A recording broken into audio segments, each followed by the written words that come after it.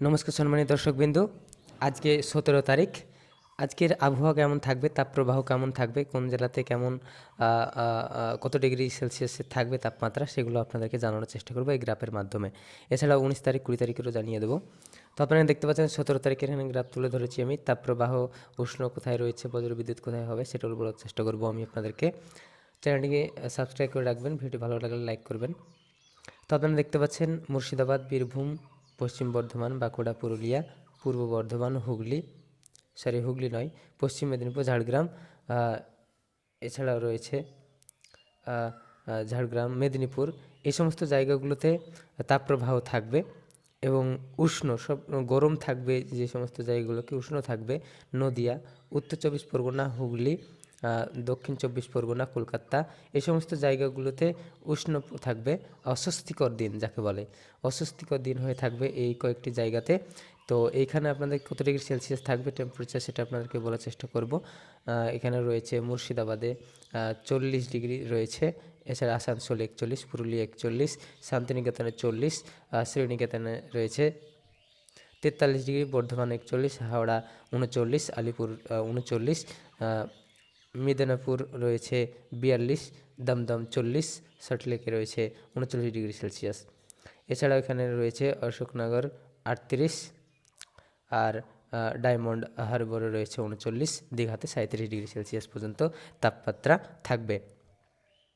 এরপরে এখানে রয়েছে আপনাদেরকে জানিয়ে দেব আর বাকি সব জায়গাতে যেখানে বজ্রবিদ্যুৎ সহ চান্স রয়েছে: দার্জিলিং, জলপাইগুড়ি, কালিম্পং, আলিপুরদুয়ার, এই সমস্ত জায়গাগুলোতে আপনাদের বজ্রবিদ্যুৎ সহ বৃষ্টি হওয়ার সম্ভাবনা রয়েছে। তো এই ছিল 17 তারিখের আবহাওয়া। এরপরে চলে যাব 18 তারিখে।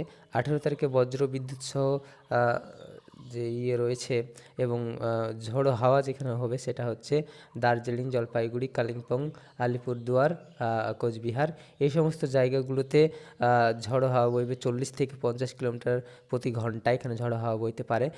তো এছাড়া বজ্রবিদ্যুৎ সহ বৃষ্টি এখানে সম্ভাবনা রয়েছে। এরপরে এখানে আপনারা দেখতে পাচ্ছেন মুর্শিদাবাদ, বীরভূম, পশ্চিম বর্ধমান, বাঁকুড়া, পুরুলিয়া, মেদিনীপুর, হুগলি, হাওড়া, আর পূর্ব মেদিনীপুর, ঝাড়গ্রাম, এই সমস্ত জায়গাগুলোতে আপনাদের তাপপ্রবাহ থাকবে। এখানে তাপপ্রবাহ থাকবে। এছাড়াও উত্তর চব্বিশ পরগনা, এই সমস্ত জায়গাগুলোতে তাপপ্রবাহ থাকবে। আর অস্বস্তিকর দিন যেগুলো উষ্ণ হয়ে থাকবে যে সমস্ত জায়গাগুলো, সেগুলো হচ্ছে হাওড়া, হুগলি, নদিয়া, আর আরেকটা রয়েছে কলকাতা। এই সমস্ত জায়গাগুলোতে উষ্ণ থাকবে, অস্বস্তিকর দিন হয়ে থাকবে। এখানে তাপমাত্রা কেমন রয়েছে, কত ডিগ্রি সেলসিয়াস, সেটা আপনাদেরকে বলবো। মুর্শিদাবাদ 41, শ্রীনিকেতন 40, আসানসোল 40, পুরুলিয়া 41, শান্তিনিকেতন 41, বর্ধমান 41, হাওড়া 39, আলিপুর 39, মেদিনীপুর 42, দমদম 40, সল্টলেকে 39, এছাড়াও ডায়মন্ড হারবারে 39, দীঘাতে 37 ডিগ্রি সেলসিয়াস তাপমাত্রা থাকবে। এরপরে রয়েছে 19 তারিখ। 19 তারিখে কেমন থাকবে আবহাওয়া সেটা আপনাদেরকে বলবো। 19 তারিখে থাকবে বজ্রবিদ্যুৎ সহ বৃষ্টিপাত হবে দার্জিলিং, কালিম্পং, জলপাইগুড়ি, আলিপুরদুয়ার, কোচবিহার, সেই সমস্ত জায়গাগুলোতে বজ্রবিদ্যুৎ সহ বৃষ্টির সম্ভাবনা রয়েছে। তো এখানে তাপপ্রবাহ কেমন থাকবে সেটা আপনাদেরকে বলবো। মুর্শিদাবাদ, বীরভূম, পশ্চিম বর্ধমান, পুরুলিয়া, বাঁকুড়া, মেদিনীপুর, ঝাড়গ্রাম, এছাড়া পূর্ব মেদিনীপুর আর উত্তর চব্বিশ পরগনা, দক্ষিণ চব্বিশ পরগনা, এই কয়েকটি জায়গাতে আপনাদের তাপপ্রবাহ থাকবে। এরপরে বলবো উষ্ণ এবং অস্বস্তিকর দিন থাকবে হুগলি, নদিয়া, কলকাতা, হাওড়া, এই 4টি জায়গাতে তাপপ্রবাহ থাকবে, উষ্ণ হয়ে থাকবে, অস্বস্তিকর দিন যাকে বলে। এরপরে 19 তারিখের কোথায় কেমন থাকবে, কত ডিগ্রি সেলসিয়াস সেটা বলবো। মুর্শিদাবাদ 41, শ্রীনিকেতন 41, আসানসোল 42, শ্রীনিকেতন 41, পুরুলিয়া 42, বিষ্ণুপুর 43, বর্ধমান 42, হাওড়া 40, দমদম 41, কৃষ্ণনগর 39, বহরমপুরে 41 ডিগ্রি তাপমাত্রা থাকবে, মেদিনীপুর 43 ডিগ্রি, আলিপুর 41 ডিগ্রি, সল্টলেকে 39, Diamond Harbour 39 degree, Digha 38 degree, Ashoknagar 39 degree তাপমাত্রা এখানে থাকবে। এরপর এখানে দেখতে পাচ্ছেন 20 তারিখে কেমন তাপমাত্রা থাকবে কোথায় সেটা আপনাদেরকে বলে দেবো।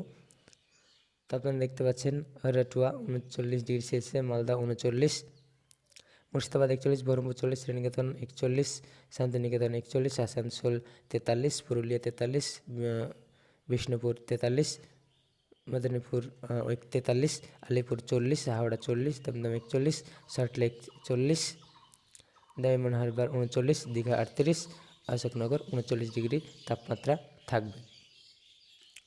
তো এই ছিল আবহাওয়ার আজকের আপডেট আপনাদেরকে জানানোর চেষ্টা করলাম।